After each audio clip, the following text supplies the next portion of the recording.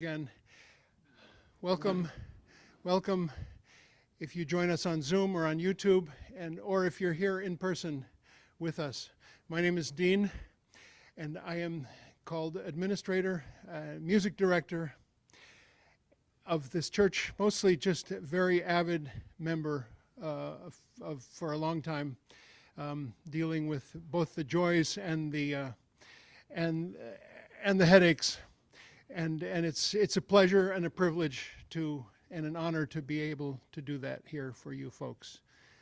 Gonna keep on walking forward, keep on walking forward, keep on walking forward. Am I close enough to the mic, Sue? Never turning back, never turning Yes. back. Gonna weave our lives with strong threads. Weave our lives with strong threads. Weave our lives with strong threads. Everybody, never turning back. Never turning back. We're gonna reach across our borders. Reach across our borders. Reach across our borders. Never turning back, never turning back. Yes. Every time I see you, you are consorting with Democrats.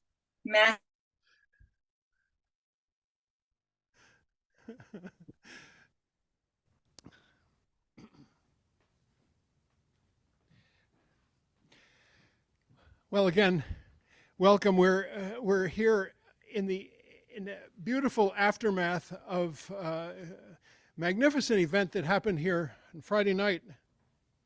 It was called a tribute to Jeff Bartley's Cantab open mic.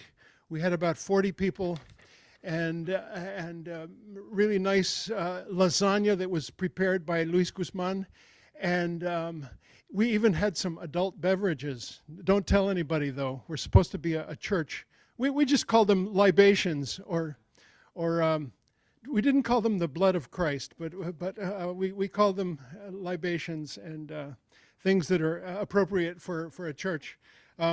This was really a lot of fun and really a possible template for more community building that we could do here in this beautiful space that we have in Copley Square.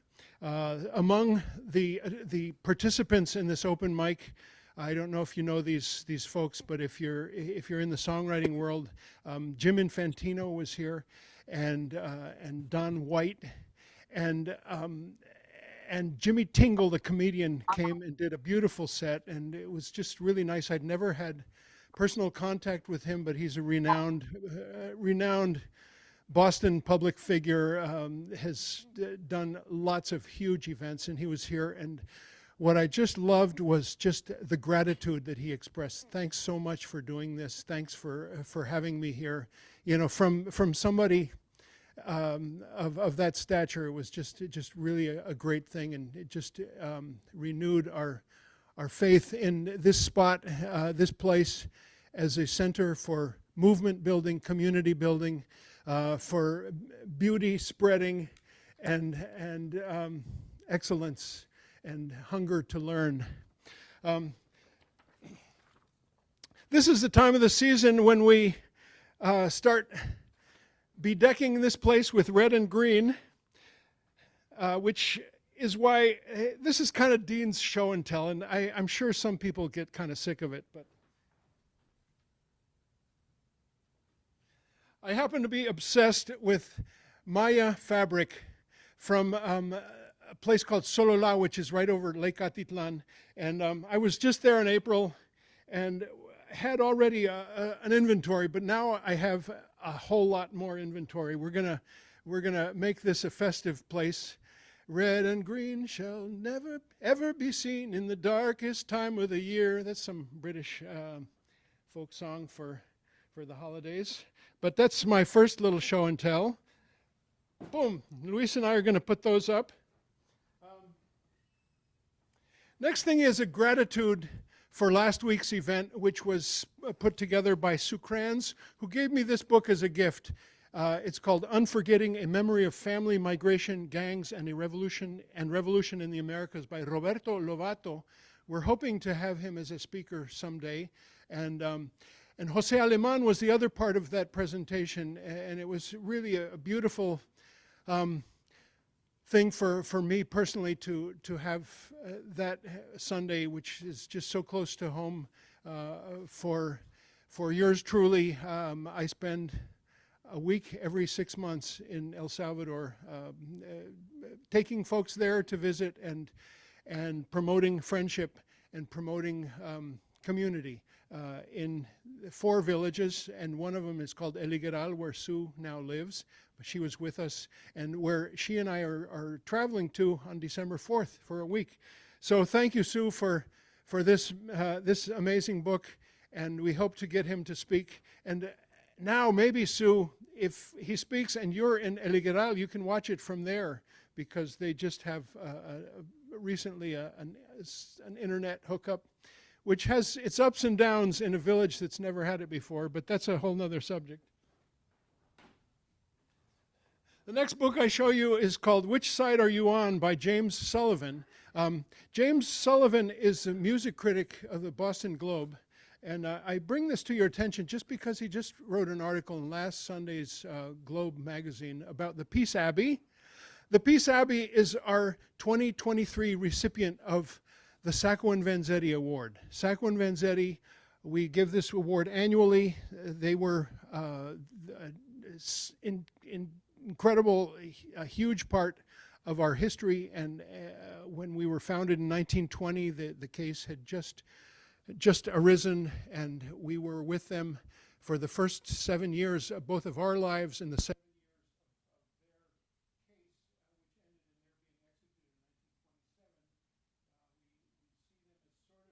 ended in their being executed in 1927. We see them as sort of our patron saints, if this is, if you want to use religious terms. But anyway, James wrote this article about the Peace Abbey, and if you get the chance to look at it, it gives you a good context for the reasons which we picked this amazing organization, which used to be a retreat center. They lost the physical space, but they're still very strong as a peace park in Sherborne, Massachusetts, with a lot of statues and plaques dedicated to peace activism over the ages. And they will be with us. 4 of their members who were 2 of them were the founders, and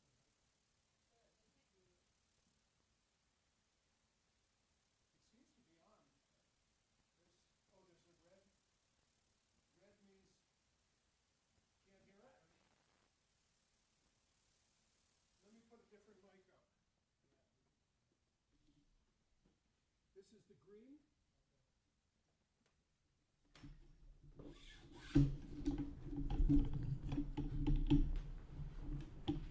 Can this be heard? Not there, but over the airwaves. We'll get volume on here. Sorry about that. I'll do it from here. It can be heard. And then we will change the batteries on the cordless for Puja. So, Peace Abbey. Lewis and Meg Randa founded it, and the 2 chaplains of the Peace Abbey are named Dot Walsh and Dan Dick, and the 4 of them will receive our award. We will have a wonderful celebration. Puja, I'll go get a couple batteries as soon as I come off.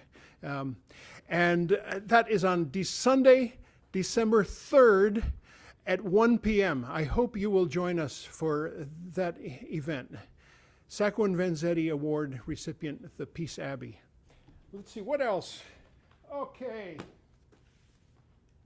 Finally, before our presentation, I have our usual, or almost regular, reading of Eduardo Galeano. Today is November 20th, am I right? 19th, thank you. Thank you, 1 page back. I haven't even read this, but they're always great. Eduardo Galeano, Children of the Days. There's one little vignette for every day of the year. And here's how it goes. It's called The Moss and the Stone. At dawn on this day in 1915, Joe Hill faced a firing squad in Salt Lake City. This foreign agitator, who had changed his name twice and his job and address 1,000 times, had written the songs sung by striking workers all over the United States. On his last night, he asked his comrades not to waste time crying for him. My will is easy to decide, for there is nothing to divide. My kin don't need to fuss and moan. Moss does not cling to a rolling stone. Joe Hill, presente.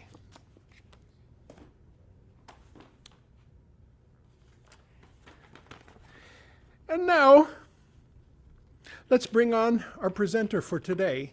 We don't have too much music because Puja has several selections to share with us, and I'm really looking forward to hearing that music. But let me tell you a little bit about Puja, and what I know is that I've gotten to know Puja and Sari recently because we share love for a certain Sue Kranz, who is Puja's mom, and who is also my dear friend who has lived out a dream that I always had.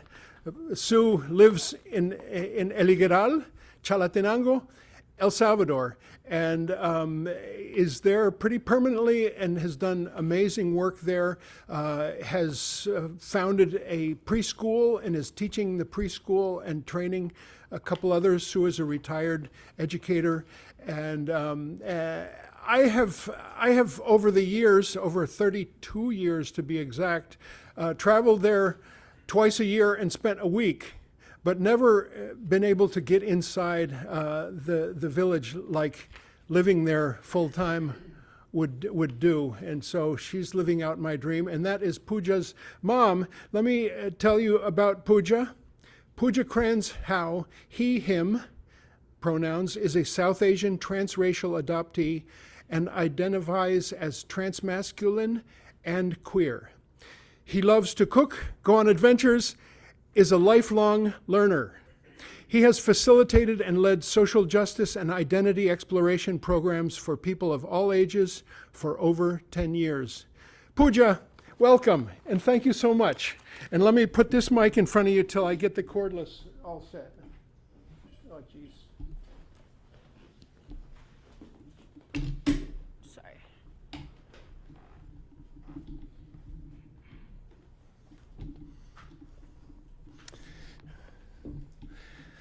I don't want Puja to use this mic all the way through because it's so huge, it covers your whole face. Good morning, everyone. Can you hear me? Maybe someone on Zoom can tell me if you can hear me. Okay, you can hear me. I'm glad you all can hear me here. At least we have one. Yeah, just talk into that and I'll get this. Oops. This is how it should be. Okay, thank you. Okay. Good morning, everyone. As Dean said, my name is Puja. I use he, him pronouns, and I had the pleasure of coming to last week's service with our lovely Jose and Sue. And it's been so great to get to know your community. Being part of and coming to a church that truly is focused on racial and social justice and caring for the world and caring for, this person, that person, your neighbor, all as equals. It's such a special, we need more spaces like this in our country and in our world. So as you can see, everyone on Zoom, and then if you're here, I have some slides we're going to be looking at today. Today is the day before Trans Day of Remembrance, which is why Dean and I thought today would be a good day for me to come. And Dean told me that a lot of people in your community are interested in learning about how to support trans folks. And a lot of what we're talking about today is specifically relating to trans people, but I'm hoping that you'll take a lot of the lessons and learning in your daily lives to support everyone. So, and throughout our presentation, I'm really excited. We're going to have a few questions.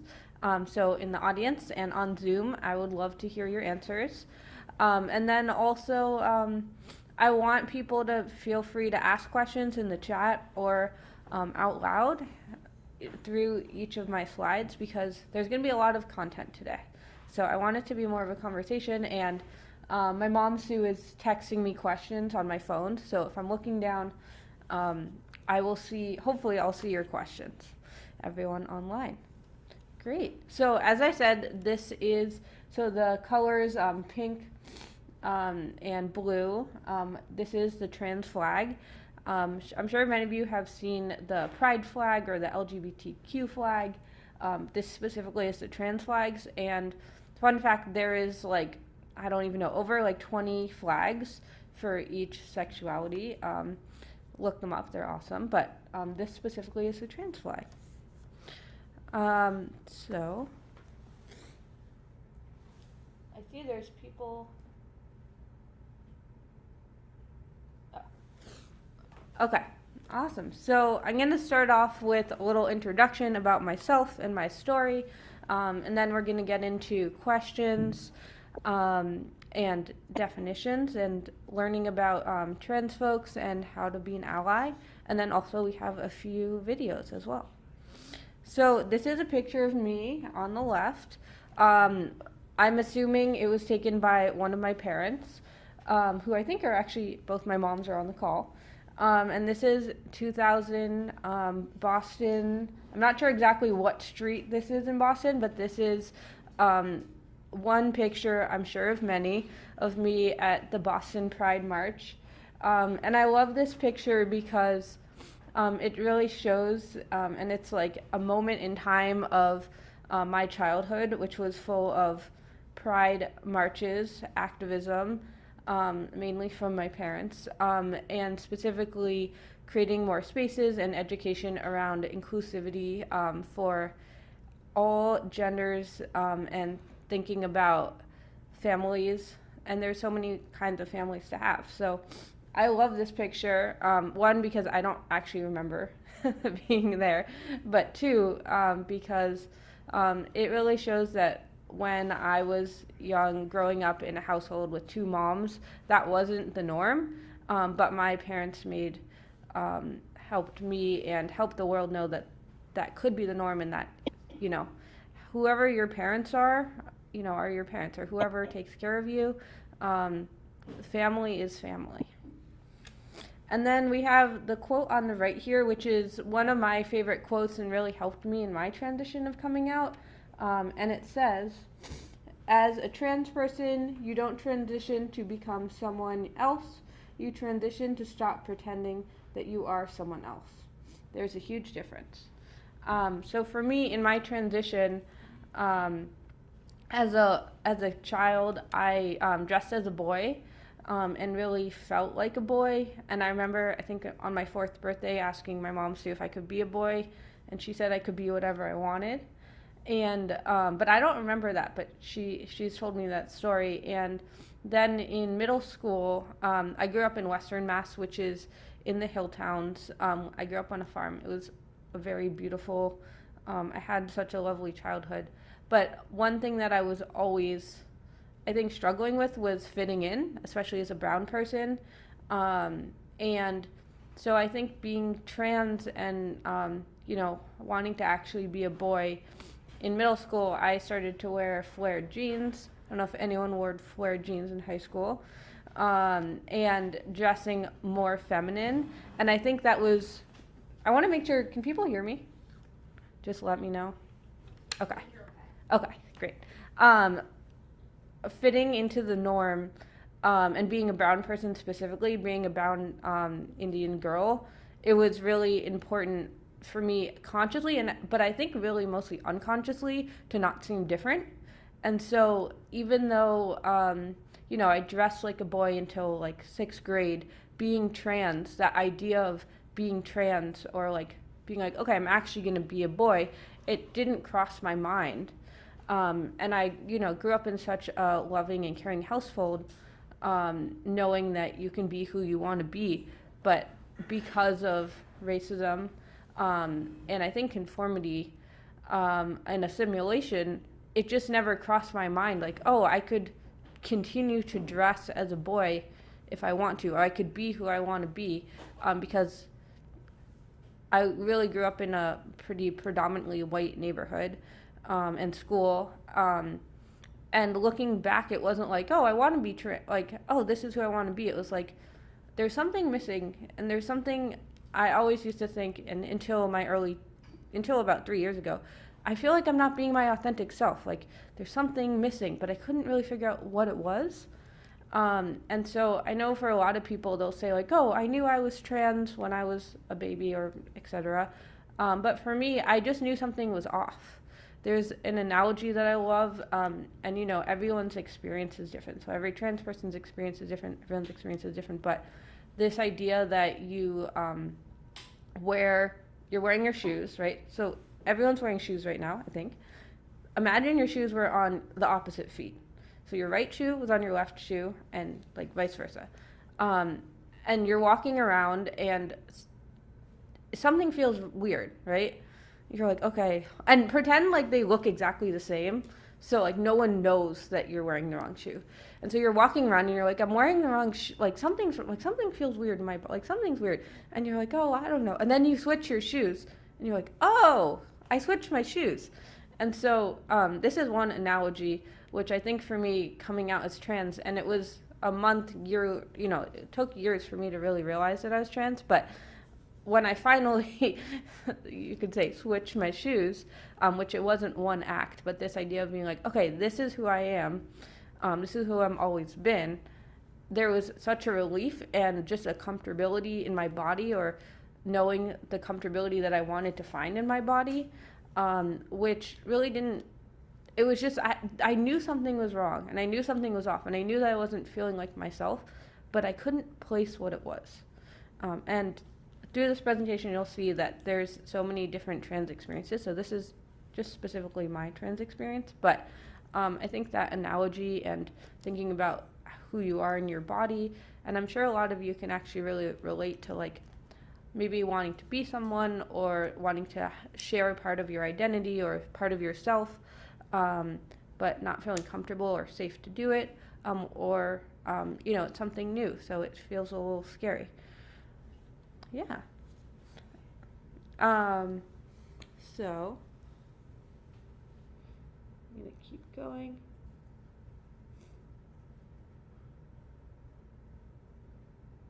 Okay. So question for today. I really want this to be an open space. So how comfortable are you with talking about gender and sexuality? If you're here in the audience, or if you're on Zoom, you're welcome to like hold up numbers if you want to. You don't have to. And if you're on Zoom, either think about it, or if you want to write in the chat what number comes to mind. And gender and sexuality are two different things. But I want to really open up the space to say that all are welcome here, and all questions are welcome here, and we're here to learn. So no one is experts of their experience. But also, I want you to feel comfortable asking questions that you have, and maybe things that you might be thinking, like, oh, this is something that I learned growing up, or this is something that I thought about trans people or people in general, and have the space to unlearn that, because we're all socialized in so many ways in our society, and gender and the gender binary is one of them. Okay. I've also been using the reference trans a lot, so the full word obviously is transgender, and I'll get to the definitions, but if I use the word trans, that's what I mean.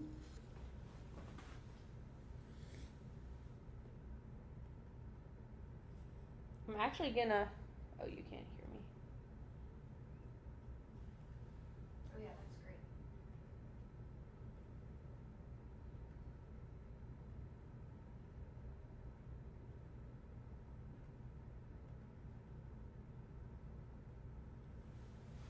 Sorry, I lost my place.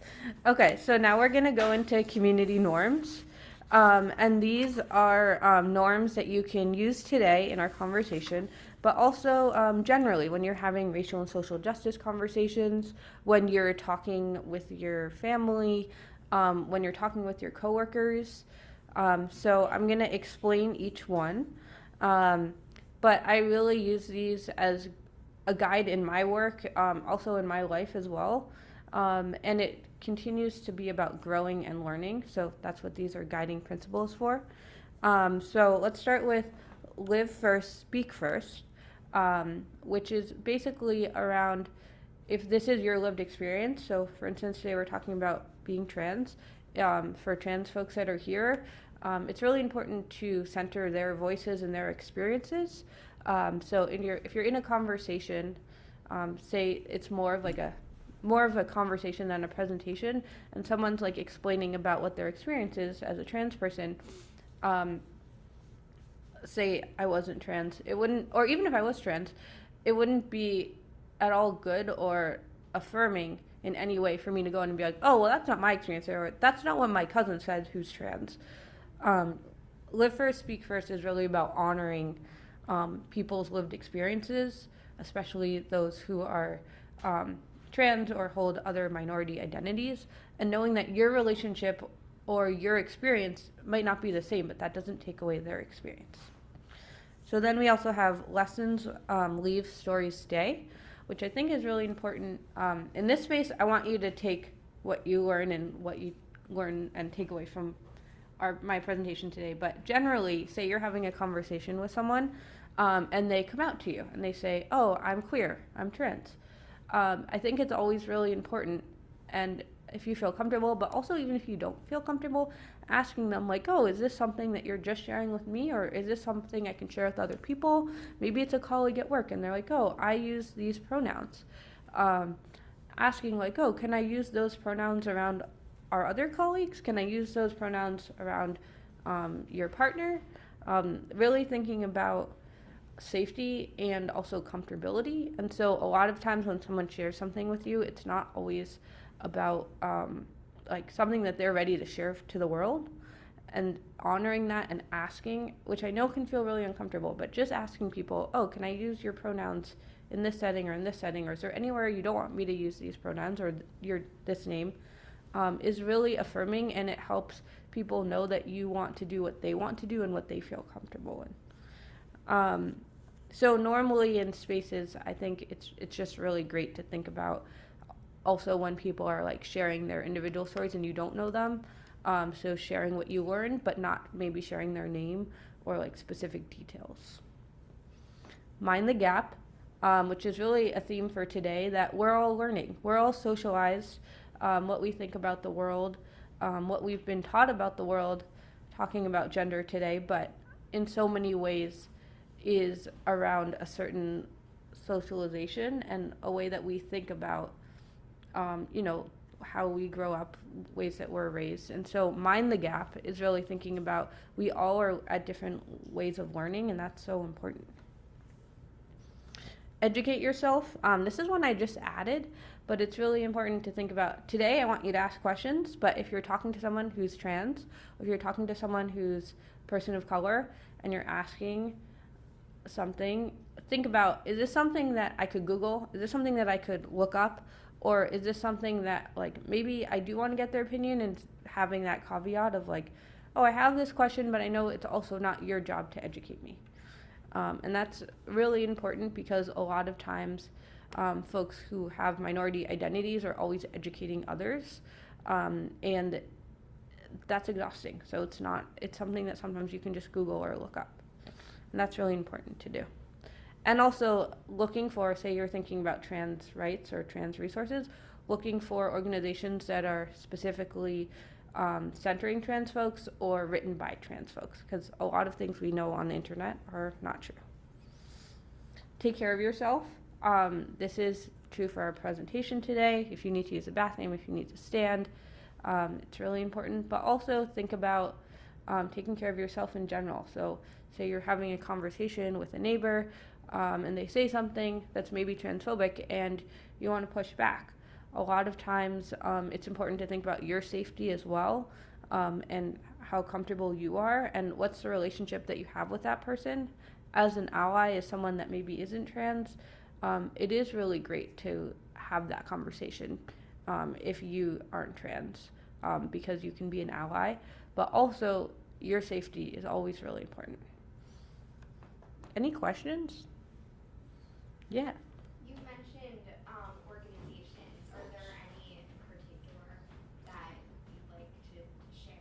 Yeah, so at the end of the presentation, I'm going to share a bunch of organizations. And also, Dean, maybe that can be something that's like, well, I guess it will all be on YouTube, but it can be sent out in an email also. Yes. And then also, just there's, like I said, there's no stupid questions. So I really want people to feel like in this space you can ask all the questions that you have. Okay.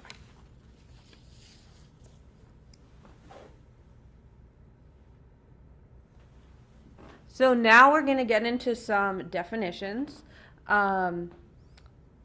This is really a time where I want people to ask questions if you don't know something or you're like, oh, I've heard about this, but kind of unsure how to use it.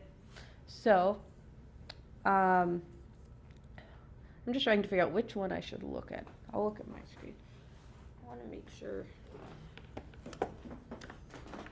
Can you still hear me? Okay, great.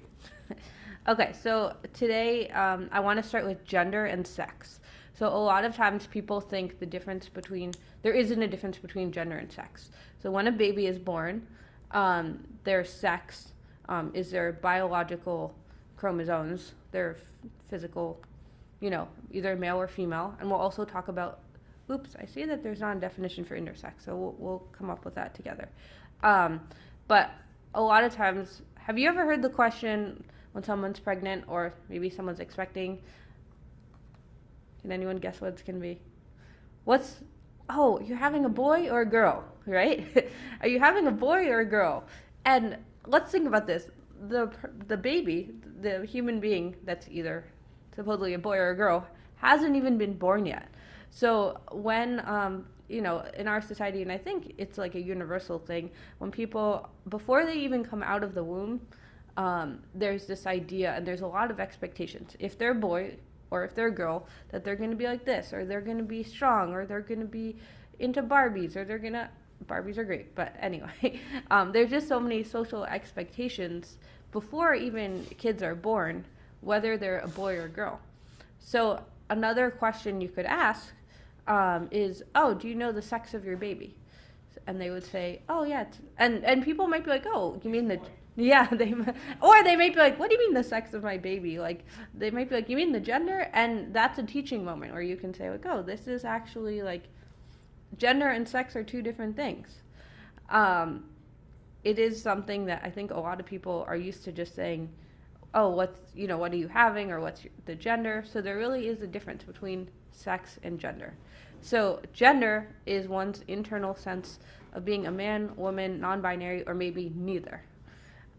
Sex is the assigned category of male or female, intersex, based on genitals, chromosomes, and thinking about like what your doctor says. I also want to add intersex, and I'll send the definition for that. But intersex is when babies are born and maybe they have some of both, so male and female genitals, and there's still today throughout the world and in our country even a lot of times the doctors and the parents will just decide, oh, there's more of this, like this child has more of these genitals, so we're gonna either like take away the other ones.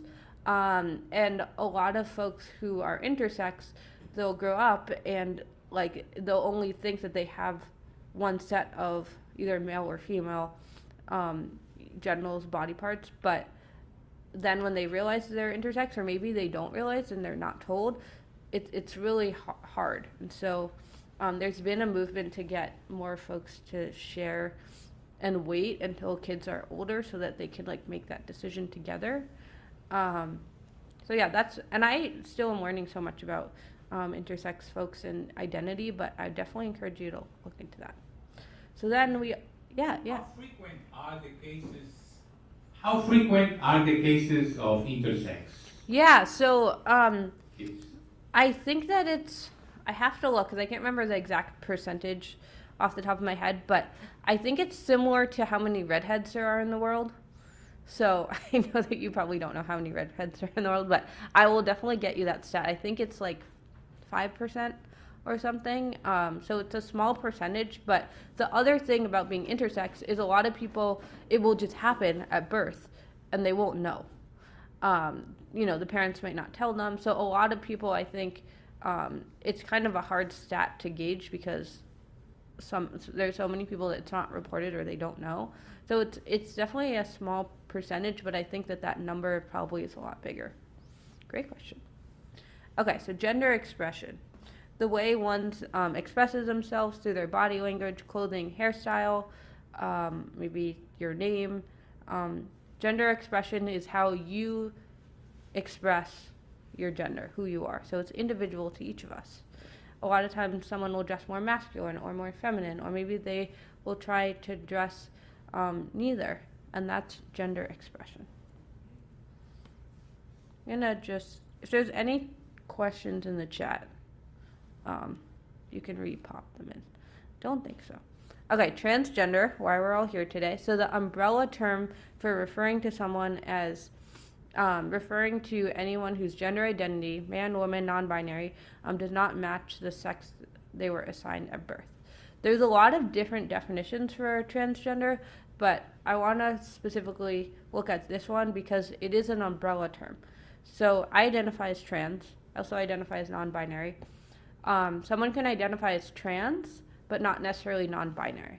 So transgender is that umbrella term of the sex assigned at birth doesn't match your gender identity. And for a lot of people, maybe you identify as non-binary. You want to keep your pronouns, she, her pronouns. You were born a girl at birth. So there's this idea that if you're transgender, that you're going to transition from male to female or female to male. Being transgender really is this key of you feel like you don't match. So whatever you're assigned at birth, your gender and also your sex, maybe doesn't match who you are. And there's so many different definitions, and I'll have resources about it, but it's definitely something to look into because how people define being transgender is individual as well. Yeah.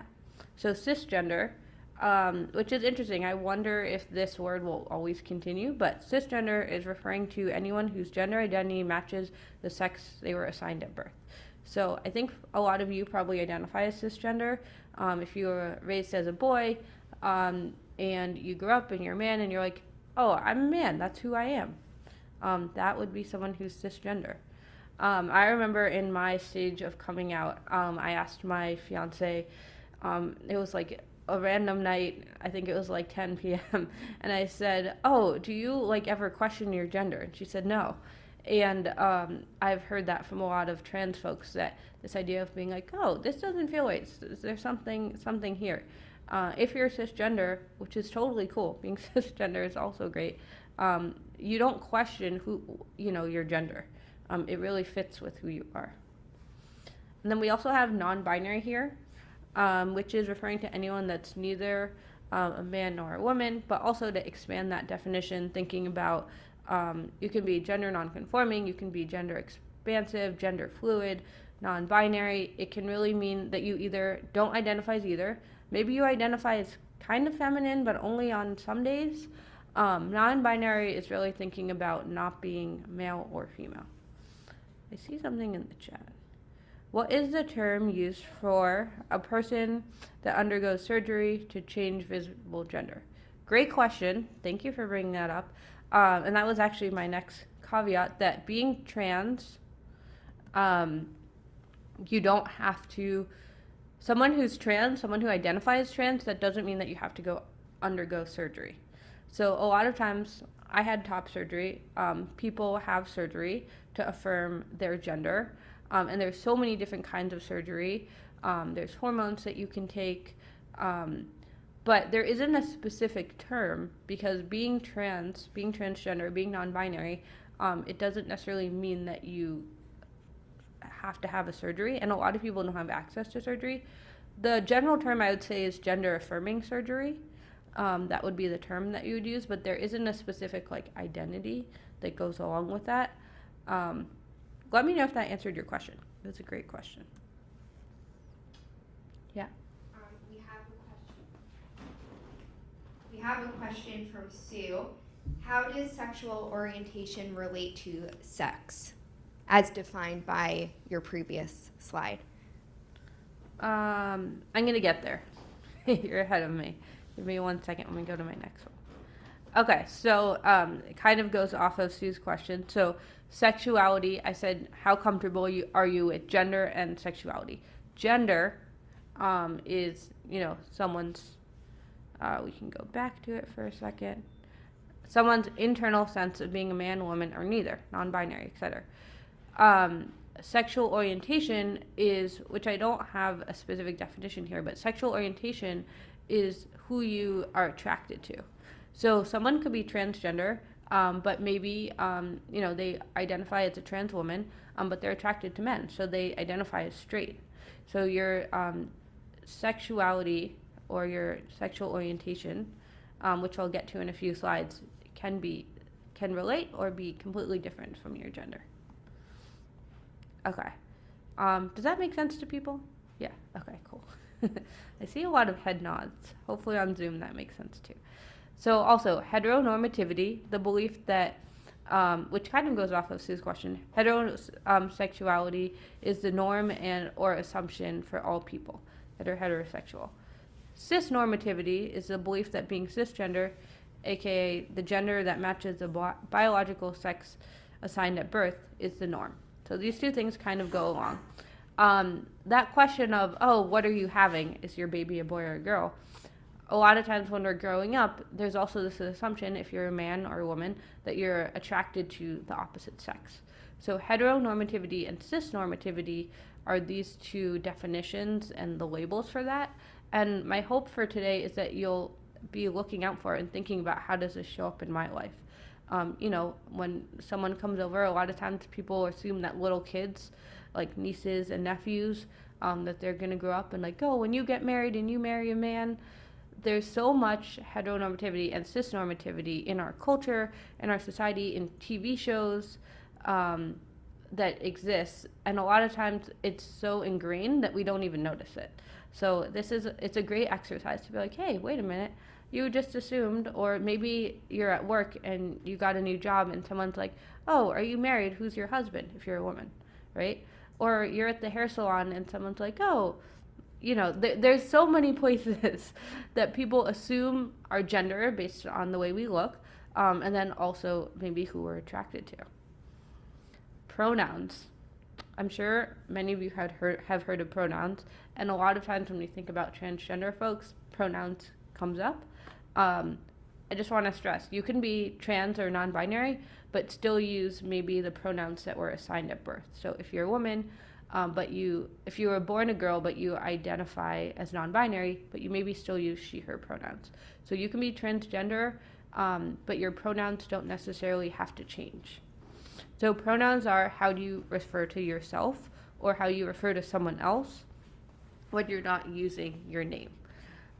It's a great exercise to practice, especially, for instance, for my parents, it was something that we practice and are still practicing, using the correct pronouns for someone, especially if you've known someone for so long, or you've grown up with them.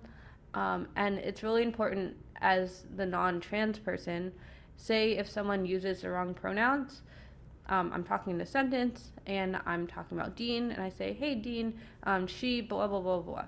Instead of being like, oh no, Dean, I'm so sorry, I didn't mean to, I used the wrong pronouns, I would just say, I mean he, or I would just repeat the sentence, oh, Dean, he, blah, blah, blah.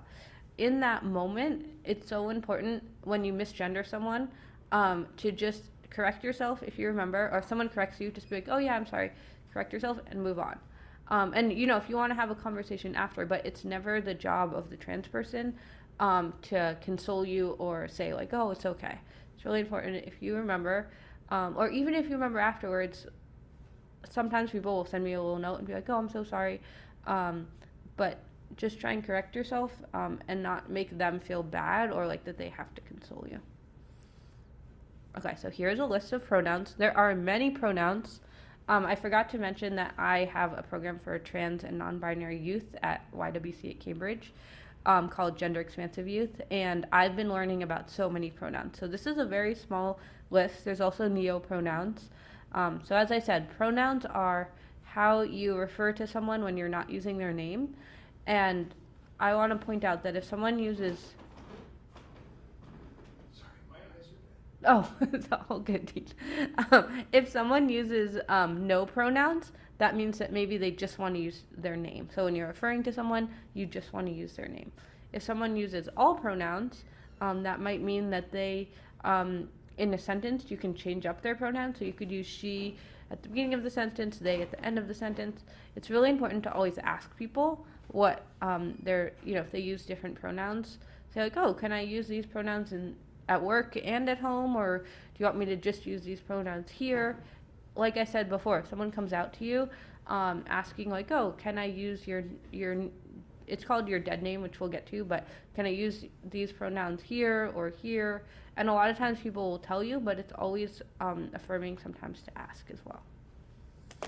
Does anyone have any questions about pronouns? I would like to just express my solidarity with all pronouns, just because it reminds me of a story of Woody Guthrie when he was admitted to the hospital where he was for many years.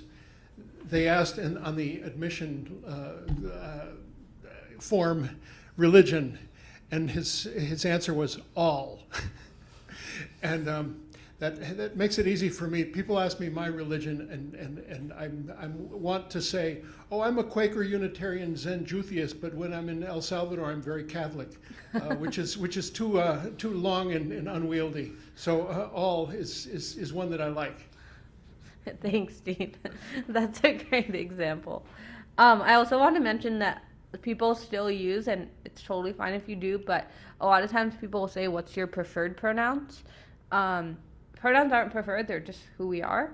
And so taking out the language of preferred and just saying, oh, what are your pronouns? Or if someone asks someone, oh, what's your preferred pronouns?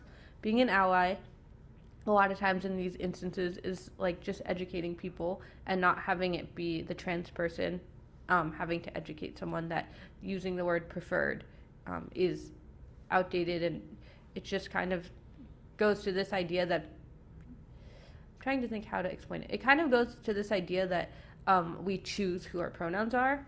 And in a sense, if you're transgender, I definitely spent a lot of time being like, oh, do I want to use he, they pronouns? Do I want to use, I knew I didn't want to use she, her pronouns, but it's really who we are and it's not a preference.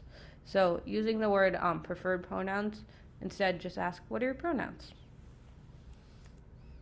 Okay, now we're getting to gender in our society. I'm sure many of you maybe can recognize this. What are gender messages and social norms all around us? So, just start thinking about it. One, gendered bathrooms. This is a picture of a toy. I'm assuming this is like a Toys R Us. Even when you go into like Walgreens or CVS and you go to the toys section, there's like the boys section and the girls section.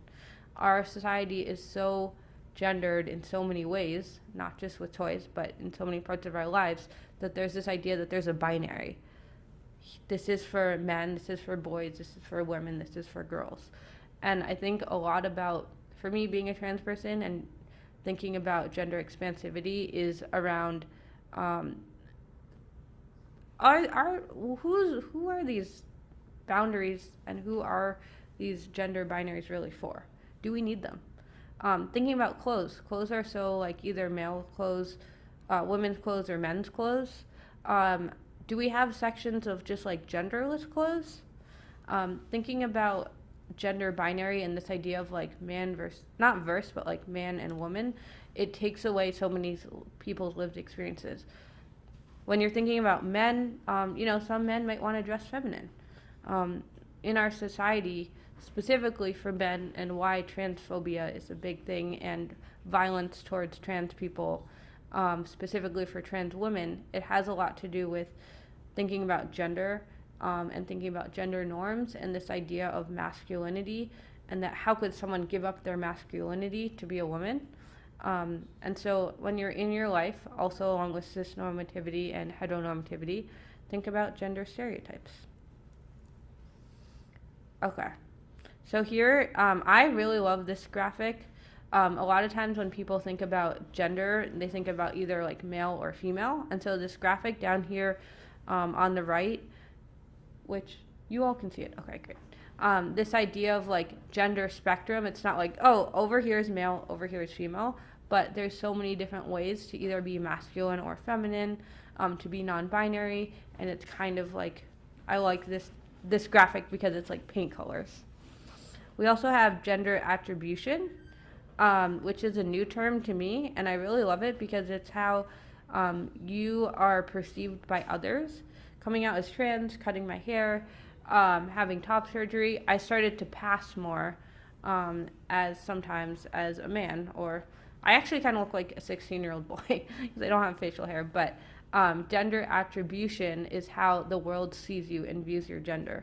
And so when we're talking about pronouns, when we see someone who's feminine and we just assume that that's a woman, that's where gender attribution comes in.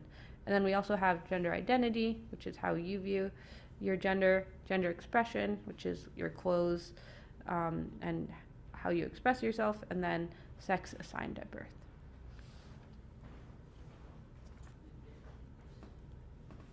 Okay, this is the gender unicorn, which I'm sure some of you have seen, but going back to Sue's question, think about kind of where you fit on these different categories, and you can see that they're all different. So gender identity, gender expression, sex assigned at birth, who you're physically attracted to, so your sexuality, maybe who you're emotionally attracted to also, are all different things, and they can you can be at a different place for each of these categories.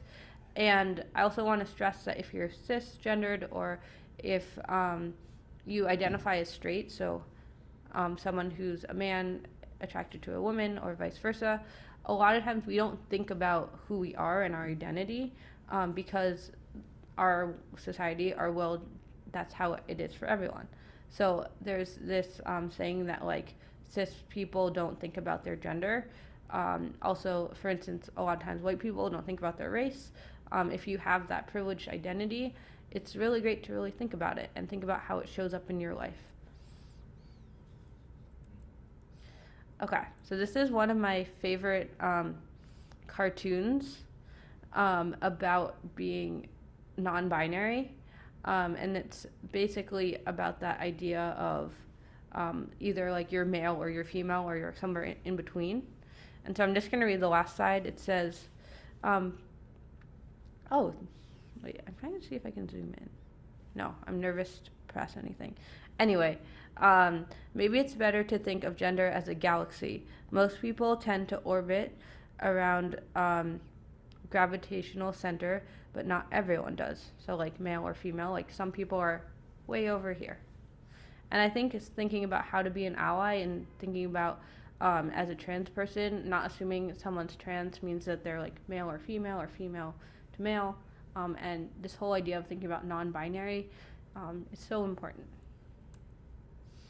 Okay, so is gender kind of like gender expansiveness and being transgender new? The answer is no. In the last, specifically, I would say in the last 5 years, but also in the last 25 years, there's been a lot more, because of social media, there's been a lot more like understanding, well, I wouldn't say understanding, but there's been a lot more references and examples and models of trans people. And I think, and I know that with more trans folks visibility, there's more violence and hate towards trans people. But this idea of being gender expansive, being non-binary, is throughout our world and throughout our history, and is a very generational. There's this idea that like, oh, you're being trans because like being trans is cool, or you're being trans because like, oh, your friends are being trans, or being non-binary. There's so many different parts of different cultures around the world. Two-spirit folks, Hydra, so many different words for either a third gender or being non-binary. I definitely encourage you to check it out. It's really cool. But as you can see on this map, it has like a few different words that people use. Okay, now we're gonna, actually, I might skip this video because I know we're have a lot more time. Okay, so this is one of my favorite videos about trans history. When we think about Pride and the Pride movement, there's a lot of credit that isn't given to that. The first Pride marches, the Stonewall Inn, the riot at Stonewall, was started by and led by specifically Black and brown and people of color who are trans women and trans femmes. And during the Pride movement, still today, but especially when Stonewall happened, people didn't like give credit to, and a lot of the gay and lesbian community were very like violent or exclusive towards trans women specifically, but trans folks in general. And so this video talks a little bit about violence of trans folks. The graphics are amazing. These are Laverne Cox narrated it, and then also it's illustrated by Molly Crabapple, and I definitely encourage you to check out her videos and her website because she has a lot of them. Second.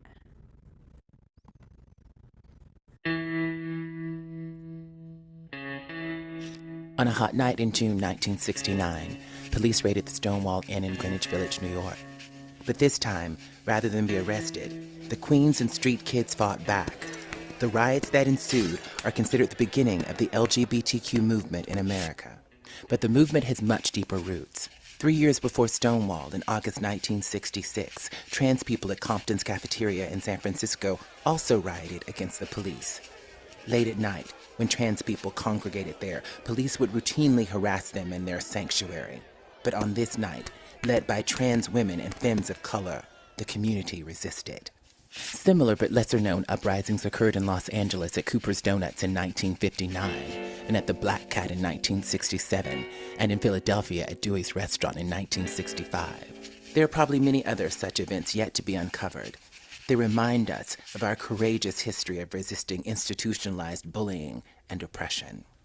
In the decades that followed, trans people largely remained in the shadows, quietly contributing to society. Our community was still denied employment, housing, healthcare, and legal protection, essentially the basic right to live. Yet even when they were criminalized by anti-cross-dressing and anti-loitering laws, our transcestors, including Miss Major, Marsha P. Johnson, and Sylvia Rivera, and Flawless Sabrina, survived. They all spent time in jail because they dared to be themselves when our society made it a crime to deviate from gender norms. But time marched forward, and so did they, passing along their survival strategies. And today, trans people are more visible than ever. Though our lives and bodies are sometimes celebrated, we remain more often targeted. In schools, harassment often forces trans students to drop out. Federal and state governments act as bullies too, now rescinding guidance to schools on how to protect trans students and passing harmful laws banning trans people from common restrooms. Epidemics of homelessness, HIV, and incarceration constrain the survival opportunities for trans women of color. The murder rate of trans women of color increases with every passing year. Rather than invest in our survival, the new administration has attempted to both literally and figuratively delete us and has ignored requests to investigate the escalating violence against us. Only 18 states explicitly and comprehensively protect trans people from discrimination. Many other state lawmakers are focused on targeting us for more discrimination. In 2017, lawmakers in 22 states introduced more than 50 bills restricting the rights of trans people.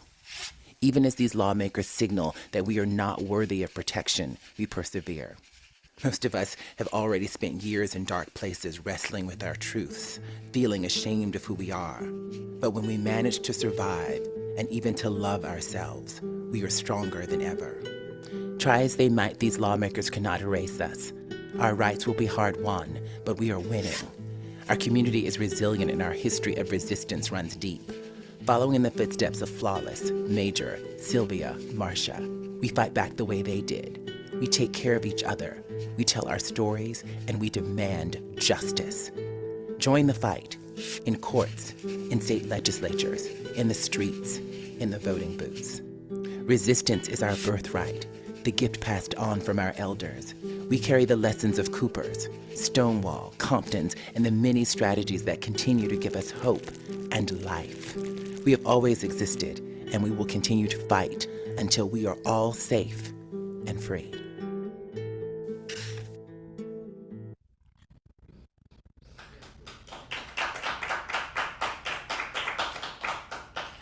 So this truly is one of my favorite videos, and I'll only touch it on a small.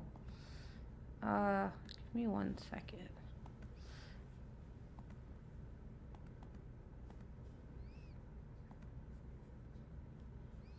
Trying to.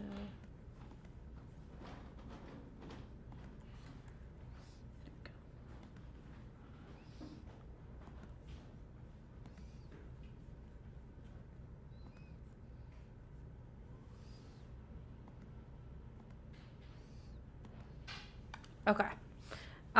So going off of the video and in general, I want to highlight that tomorrow is Trans Day of Remembrance, also for short TDOR, and it's a very, for me, I'm still learning a lot about Trans Day of Remembrance. Yesterday there was a gathering for Rita Hester, who was the first person, I'll actually change that. She wasn't the first person, but who Trans Day of Remembrance was created for, not just her, but many people, 24 years ago. And I think actually it's 25 years ago this year. And she lived in Alston. And so I know a lot of Dean's shaking his head, a lot of folks in the Boston area knew her. And I actually had no idea until I really started diving into this that it was started for remembering her, and that she lived in our community. There are this year, I think that it will be higher after, but there are 320 trans folks who have been murdered, and that's what today and tomorrow, I know we're talking about today, but what tomorrow really is all about is remembering those lives who have lost. And as a trans person, and then for all of you, if you're trans or an ally, thinking about how can we continue to fight and uplift and care for trans folks. Especially the video we just watched was from 2017, and so I think it was talking about the past administration, but there's been so many laws that have been introduced or are trying to be passed across the country to stop trans youth and trans folks from just being free, living in a safe environment, and also, it's way more than just gender and bathrooms. I think a lot of people think trans rights is about having equal access to bathrooms.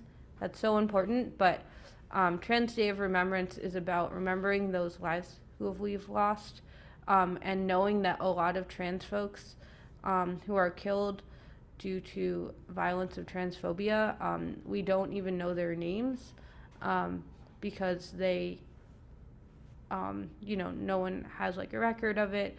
A lot of folks, when this happens, there's it's really hard because a lot of times like nothing will happen to the murderers or the folks who are killing folks. Any questions? Oh, okay, let me look. Who are the femmes mentioned in the history video? Great question. There is a lot of them. Sylvia Rivera. I will, in my email, I will include, but they really are Marsha P. Johnson. Those are the two big trans activists at the time. But is there other questions? I think Sue had one in the chat. Okay, it's not showing up for me.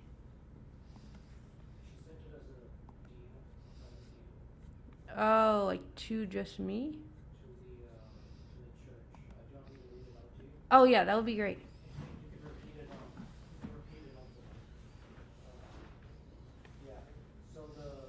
wrote, can you talk about,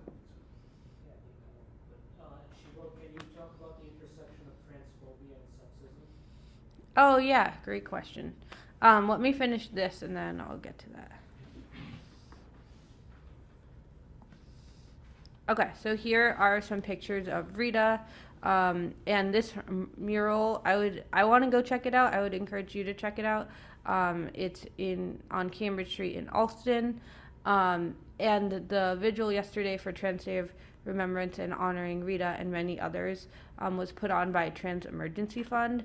They are an incredible organization that works to support, uplift, and provide housing and financial care, along with many other things for trans folks in Massachusetts. And it's led by trans folks specifically. It's incredible. Here's a few more stats related to Sue's question around gender and sex and transphobia.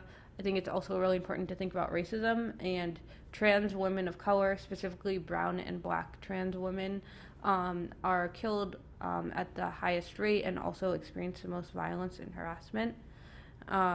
Also noting here that 50% of people who or remembering for Trans Day of Remembrance who have been killed, their dead names, so the name that they were given at birth, so not the name that they claim as a trans person, or that they were misgendered when referring to them afterwards, and that just is one tiny example of like the continuation of transphobia.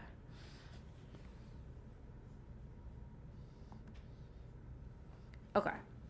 So what can you do? I know I've done a lot of talking. Before we get to that, I want to just go back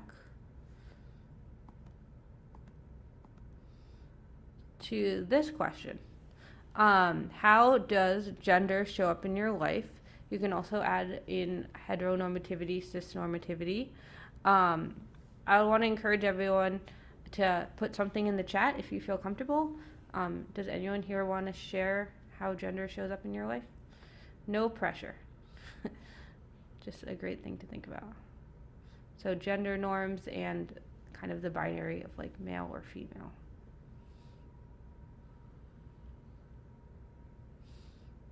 Dean, I can see you're thinking. Do you have something to add? I have too much to add, but I think I'll wait till the end. Okay, sounds good. So let's continue to think of this question.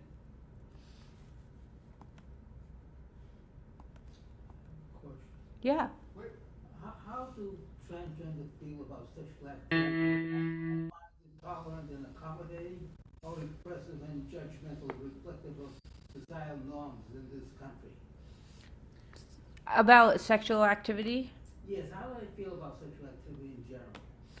Yeah, so that's a really great question. So I think a lot of times trans bills and folks who are transphobic or not accepting of trans people, it's focused on who they're like sexually attracted to or what their sexual orientation is. And when we think about trans folks, like I said, you can be trans and straight, right? Sexuality and gender aren't the same. But there's this emphasis on, banning trans people's rights because being trans is only about your sexuality or who you're like maybe attracted to or having sex with. And being trans, there's so many other parts of people's identity, which I think a lot of times goes into our gender norms, also like religion, all of these different things about, think about how gender specifically and this idea of like transitioning deviates from maybe a religion or family norms or societal norms. Great question.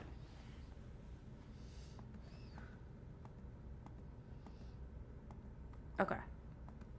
So, going back to what can you do? Language, when we're talking to folks in our everyday language, thinking about how our language either assumes people's genders or sexuality is so important when we're speaking, when our colleagues are speaking, when our family's speaking, and correcting people. If someone assumes that someone is, or maybe someone knows that someone's trans, like a trans woman, and they keep using he pronouns, as an ally, as someone who isn't trans, or maybe if you are trans but it's not you specifically, if you feel comfortable and when it feels safe, I'd encourage you to speak up and talk to them about it and say, this is the pronouns that this person uses. Do you want to practice? Do you have any questions about it? A lot of allyship is about educating folks, especially when they're maybe dead naming someone or using the wrong pronouns or saying something transphobic or homophobic, so it doesn't fall on those who are the group like affected or the minority group. And language is a big way that gender shows up in our society. Building trust, like I said, in the community norms around mind the gap and asking people when they want to share their pronouns, building trust goes along with that. So, if someone comes out to you, asking them how to support them specifically, knowing that how you support one trans person is different than how you support the next trans person. Dead naming, which I talked about earlier, is really about thinking about how when someone's born, they're given a name at birth, and their dead name, if they come out as trans and they change their name, that's their dead name. And so never asking people what their dead name is, or maybe you see it on an ID, or maybe you work in HR and like what their dead name is, not sharing that information. It's really important to never use someone's dead name or ask someone, what was your name before? It's just kind of like an off limits thing. If someone shares it with you, then be open to that, but never ask a trans person or someone what their dead name is. Assuming people's gender, we've talked about this, but this is something that we can do in our everyday lives. So if you don't know someone's gender, the pronouns they use, a lot of times I will just use their name when I'm referring to them. You can always ask people what pronouns do you use? Sometimes people don't feel comfortable answering, or maybe if they're cis, no one's asked them to, they'll be yeah, I use he pronouns, or what are pronouns? And that's a time where you can teach people or have that conversation of, as a cis person, if you are cis, no one really will misgender you. And so as a cis person, one thing that you can do is add your pronouns, share with people your pronouns, add them to your social media, add them to your LinkedIn, add them to your email. The more cis people that specifically just normalize asking people's pronouns or having their pronouns, it's one thing that you can do in your everyday life that's really impactful, because then we're not assuming based on the way someone looks what their pronouns are. Okay, continue learning. Like I said, I'm going to share a bunch of resources, and then hopefully, Dean, we can email them out to everyone. It isn't anyone's job as a trans person, or say a person of color or a trans person of color, to educate you about how to support trans people. There's so many resources out there, which I'll share a bunch, and there's a lot of research that you can do. Right now, today, I want you to all ask me questions, but it isn't ever a trans person's job to answer specific questions that you have. So I would try Googling something first, asking maybe a friend who isn't trans also that maybe knows, or learning together, but not putting your questions on a trans person. And that goes for people of color also, or so many different identities. Okay, so also other things you can do: call your legislators, donate to trans organizations, show up at trans rallies, show up at pride rallies, educate others about what you've learned today and what you want to continue learning. And being an ally is really great. So when someone misgenders someone, speaking up, all of these different things. But I would encourage you all to be an accomplice. So when I think of being an accomplice, it's more than just standing in the room and correcting someone's pronouns, but teaching maybe your colleagues at work, or teaching your family about how to support trans people, or even just have you heard of the term misgendering? I just learned about it today. Misgendering is one, blah, blah, blah. The more we educate and teach, especially our loved ones and people that we have a close relationship with, the more I think that we can create a safer world for trans people. And if a trans woman of color, the way I think of it is, if a trans woman of color can walk down the street and go through their life being happy and free of violence, that will all affect all of our lives. So not only are we supporting trans people, but the safer we make our world for trans people, that also creates safety and security for everyone. So violence is a big part of Trans Day of Remembrance, and so it's our job to be allies and accomplices.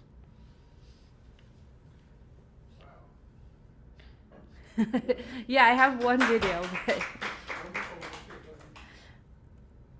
so here are some of resources. These are all links. So Dean and I will work on sending them out, but also want to go to, here are some local organizations, national and local organizations. I mentioned Trans Day of Remembrance, Trans Emergency Fund, and they're doing a fundraiser right now to raise $50,000. What I love about Trans Emergency Fund is that it's all run by trans people, which I think is so important. And then here are a few other ones. There are so many, so this is just a small list. Okay. And then here's some more of my presentation resources, and I also wrote a blog, which I'll share out as well. Human Rights Campaign is another really great organization as well, who wrote the stats that we shared. Okay, so I'm gonna go to our closing song. This is a trans artist and activist, and when I was putting this presentation together, I had to Google trans artists. I think a lot of times when we think about Trans Day of Remembrance and how to support trans folks, visibility is so important. Like, I, as a trans person who is a trans educator who does work with trans people and is constantly learning this stuff, I didn't know, I had to Google trans artists to find this video, and that's just one example of how cisnormativity and heteronormativity show up in our society. If you had to wear my shoes, you'd probably take them off too.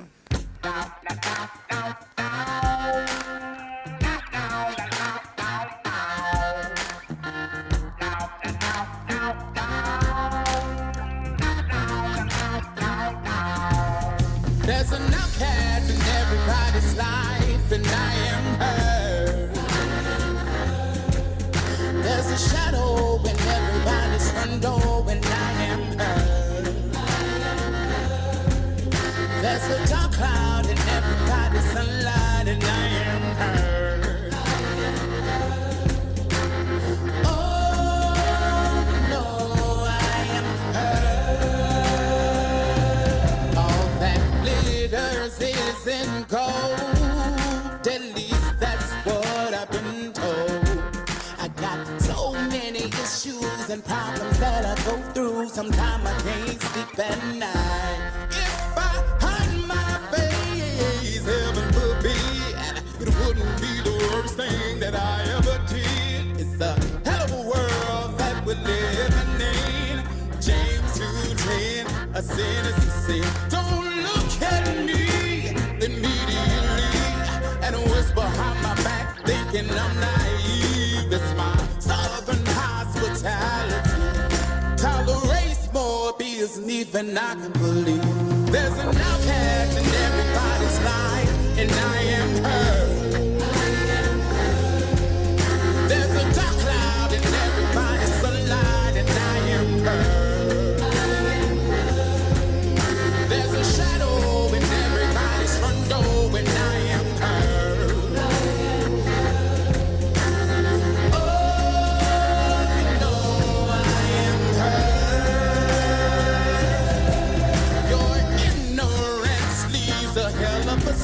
The aroma lingers on generations I've known. Ain't it ironic? The smarter we get, the less we understand about the simplest shit. I am changed, she is me. We get down with our bad selves figuratively. Don't care too much what other people say. I get along swell by my goddamn self. Never ask for no one's philosophy. It's obvious I'm proud of me. Yeah, yeah. Yeah, yeah.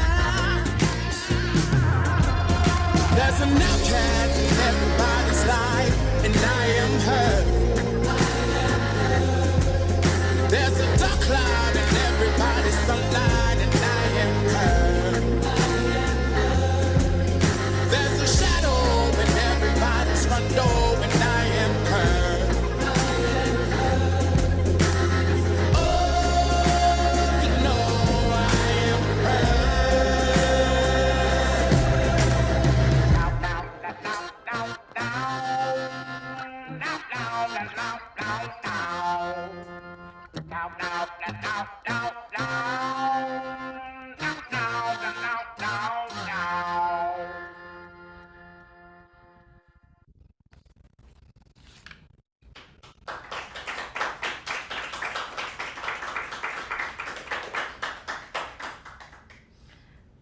Well, now I know I keep saying questions, but now is the ultimate time for questions. And if you put them in the chat, just if you don't mind sending them to everyone, and then I can see them as well. Any questions? Yeah, Dee. If nobody else, let's see. Do we have sound here? Can I be heard out in the world? Can you hear us on Zoom? Just, I'll come up here and state my expression of incredible gratitude. This is a conversation, sorry to admit, and it's awkward. And you've made it so straightforward. And it's coming out of the mouth of somebody young. When I was that age, I was lost in the haze of sex, drugs, and rock and roll and protest to the Vietnam War and trying to figure out what the hell my life was. And I just congratulate you for being a leader and an incredible activist. Straight out of the blocks. It's a magnificent thing. My question, Puja, is about an item of controversy in this congregation, puberty blockers. Will you talk about them? I know they're an established part of medicine and science, and part of the regimen of trans health. And just tell us more about them. Yes. I am trying to drop the links in the chat also, which I'll do. So puberty blockers, I would say talk to your physician.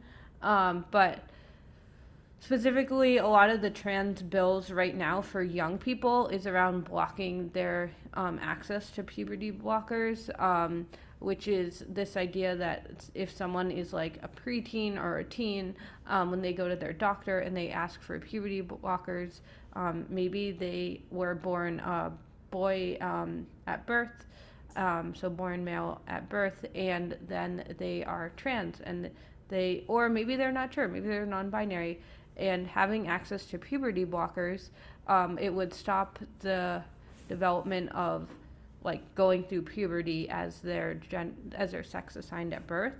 And so there's a lot of bills right now that are working on like saying like, oh, young people don't have access, or like they shouldn't have access to creating that decision. Puberty blockers, they'll just stop you or prevent you, pause, from having, or like someone going through puberty so that they can make that decision later on in their life.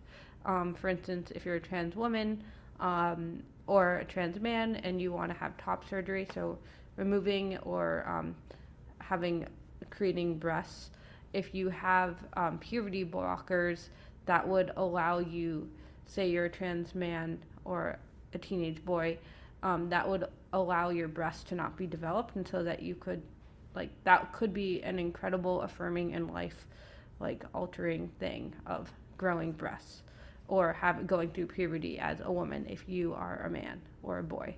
Yeah, is that kind of around the question?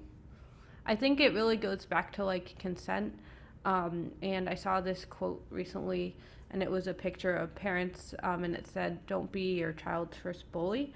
And it was like a young kid that had like a rainbow flag costume. So this idea as parents that we know who our children are, or that they're going to be who they grow up. When our kids grow up, I don't have kids, but when your kids grow up, that they'll be, they'll love someone. This is who their gender will be. There's so many things that we put on as a parent. And so I think that image of don't be your child's first bully. If your kid comes to you and says like, oh, I don't want to use these pronouns, or I want to be a boy tomorrow, that can be really scary and hard. It was hard for my parents, and they are trans, or they're like LGBTQ educators their whole lives. And so knowing that it's scary, and not pushing your child to not do what they want or not express who they are, that goes along with puberty blockers. Yeah, so to be honest, I don't know that much about them, but I would definitely encourage you to learn about it. Yeah. Other questions?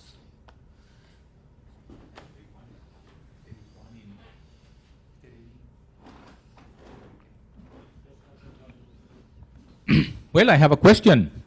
Yay. I have a question, and thank you, Puja, for being not only a testimony, but also a resource. And for many of us who have to have this conversation because we are parents, I am an educator, so listening the things that are more appropriate, the things that we need to be aware of is an important step. For instance, tomorrow in my classes, I will talk about, in the past tense, that I was here, that I was listening to you, and that tomorrow is the TDOR. And that means something, is the Transgender Day of Remembrance. And it's important. Maybe in my classrooms there will be students who are eager, interested, affirmed by me sharing that with them. And that's precisely my point. I teach languages. I teach Spanish, which is set in this idea of male, female. And I don't have the right, because I don't own the language, to create a third, a fourth, a 20th option. My safest ground is to either say their names or simply call them youth, youngsters.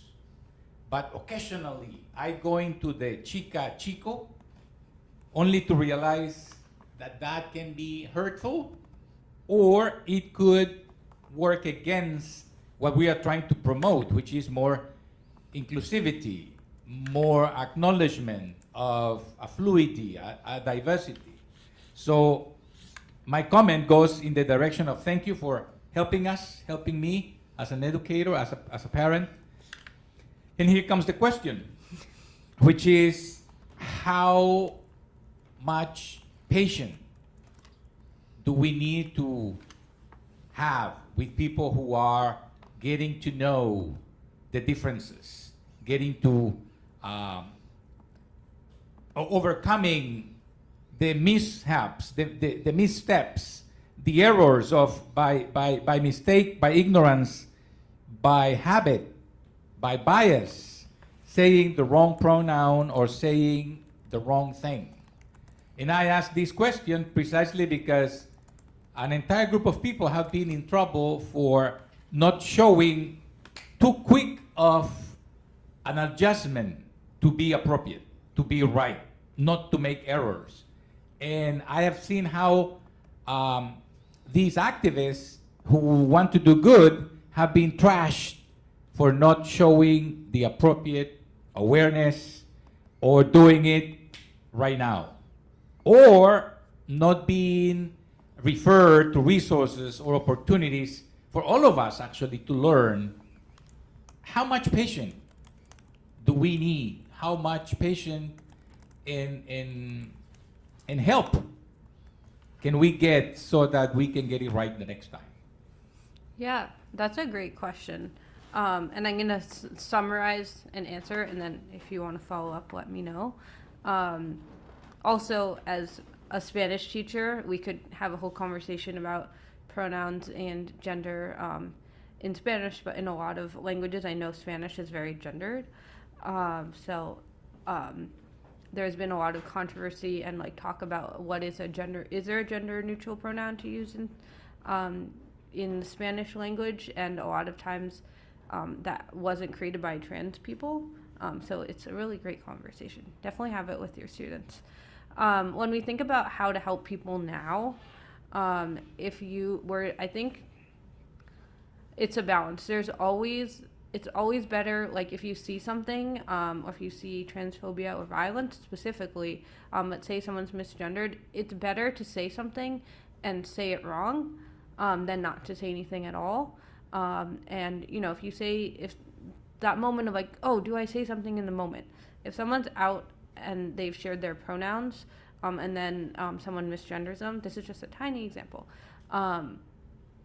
It's better if you say something and be maybe the wrong thing, unless you're like gonna continue to misgender them, than to not say anything at all. And I think that goes to activism and being an accomplice in general, right? So a lot of times we are scared to say the wrong thing, and then we don't say anything. Like that's happened to me.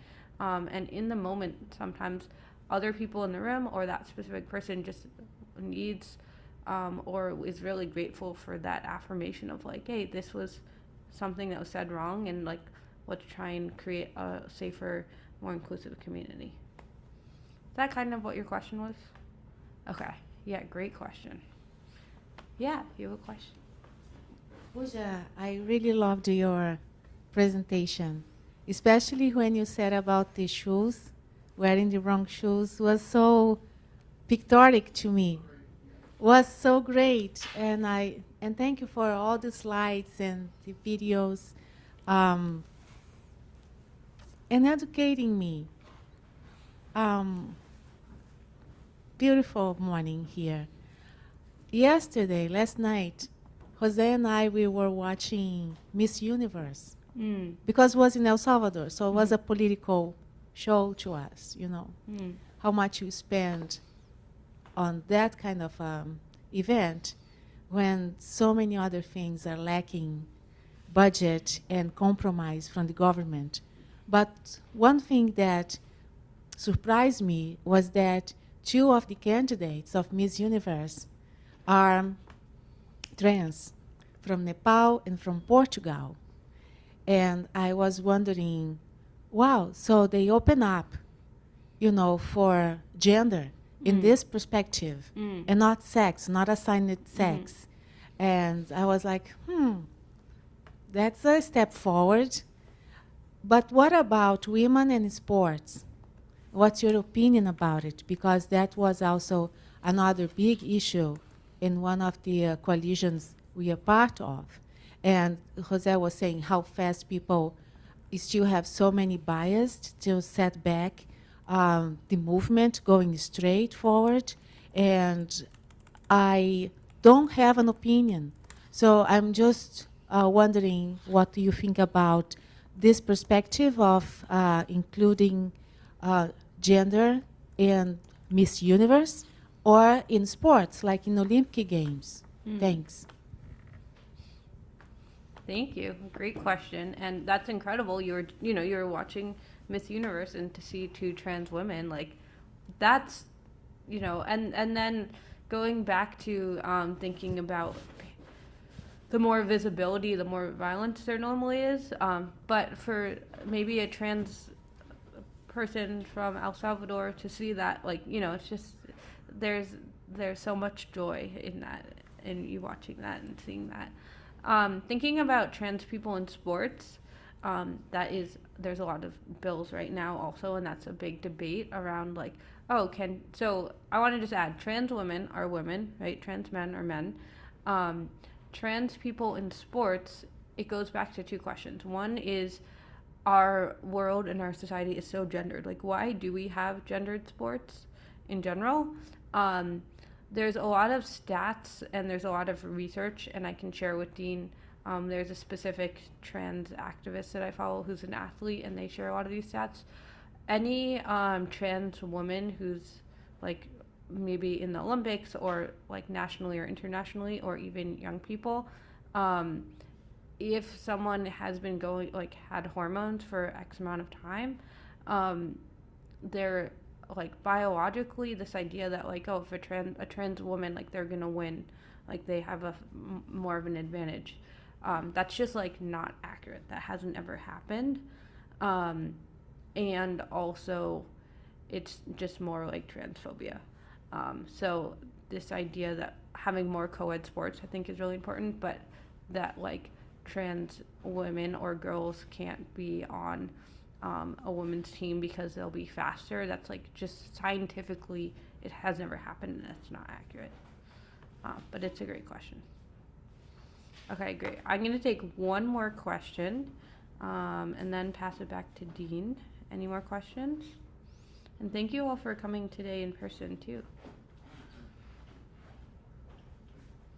Or if someone, I would also encourage everyone, I know most of you are on Zoom, so if you want to share something you learned today in the chat, or maybe something that stood out to you in the chat, you're welcome to say that as well. Or something you want to learn more about, maybe. You're welcome to say that as well. Well, thank you, everyone. Puja Kranz-Howe, thank you so much. This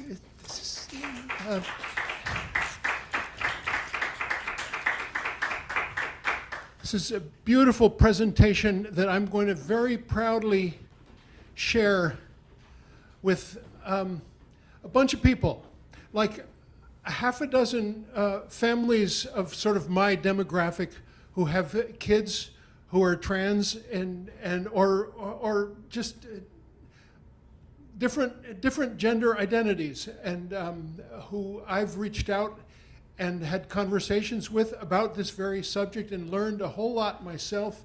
And again, it's difficult, really, and awkward to say, will you talk about your child and their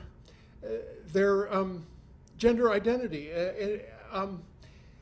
And sometimes it's stuff that they don't prefer to talk about, and that's fine. And either the parent or the child that's true for. And there are, I think, of members of this congregation, one who had a child they named Catherine, and who at age 4 declared that maybe I shouldn't even use the name, but a girl's name, and at age 4 announced, I'm not a girl, and this family has given the child, as per their desire, a boy's name, and are going to raise the child in whatever way they choose or they feel right, with the help of their child and their child's doctor and their child's advisor and clergy, and it's up to them. But what I want to get to here more than anything is this church and the history of this church. 1973, Reverend Bill Alberts was a Methodist minister at Old West Church, which was at that time a traditional Methodist church, and he, in that year, performed a marriage of 2 women. The consequence was immediate and extreme. He was fired. He was defrocked. The denomination got a hold of his psychologist and got a whole bunch of confidential information from his psychologist. Humiliated, his family really traumatized. Soon after that, our minister of 39 years, Donald Lothrop, retired. Reverend Bill Alberts became our minister, and it was a badge of honor that we had done this at a time when not only had this happened to Bill, but he was just starting a lawsuit against not only his psychologist, but also against the Methodist denomination. This was before the Unitarian Universalist Association even had the concept of welcoming and affirming congregations, and so Community Church of Boston was really a groundbreaker and a leader in that regard before it was even a conversation among what maybe we call our denomination, maybe we don't. We are affiliated with the UUA, although we call ourselves non-sectarian, non-denominational, non-creedal, as our banner well expresses. But this is just the beginning. This building has housed, let me call them out with honor and pride. Bagley met here, Boston area gay and lesbian youth, met here every Wednesday night for about 12 years. The Theater Offensive had their offices in this building on the 3rd and 4th floor, maybe 10 employees who worked here and interns of all kinds. It's an organization that celebrates and promotes LGBT theater. True Colors was the LGBT youth theater troupe that rehearsed in this very auditorium for many years. BYOP, Boston Youth Organizing Project, which is leadership training for youth in the city of Boston who had our 5th floor for quite a few years, moved from here about 3 years ago. And finally, our new tenant on the 4th floor, which is called the History Project, archiving, celebrating, and preserving Boston's LGBT history. So that's a list of who we are and what we stand for with pride for our LGBT brothers and sisters. And we hope that this presentation really becomes a beacon of information and hope and expression of our solidarity. And this is the 2nd year we've made a point of having a Sunday near Trans Day of Remembrance to remember our fallen comrades who are trans persons who have so disproportionately been victims of violence, and to lift them up and celebrate them. I'll get off my soapbox now and say thank you, Puja, for being here with us. And we look forward to doing this every year and even more. We invite people of different gender. You know, I struggle with the language myself. Different gender identity to come find out about Community Church, to use this space and use this building for building your community and for celebrating who you are. And we are here for you. That's what I have to say. And with that, we break for our delicious luncheon, and I want to go over what we are going to enjoy. The first course is going to be leftover plant-based lasagna that Luis made for our open mic on Friday night. Then we're going to go on to arroz con pollo, which Luis has prepared for us. And then we are going to go on to tamales from Mr. Tamale, which is a farmer's market vendor, very close friends of ours. We have an amazing, delicious Latin American lunch for you, as we do every day, thanks to our cook and janitor, Luis Guzman, who's been with us for 25 years, more actually, 28 years. I lose count, and I express my love and friendship and solidarity to Luis Guzman for being with us and helping make this place go. And we invite you to come become members. Help us make this place go. Help us build community. Help us build movement.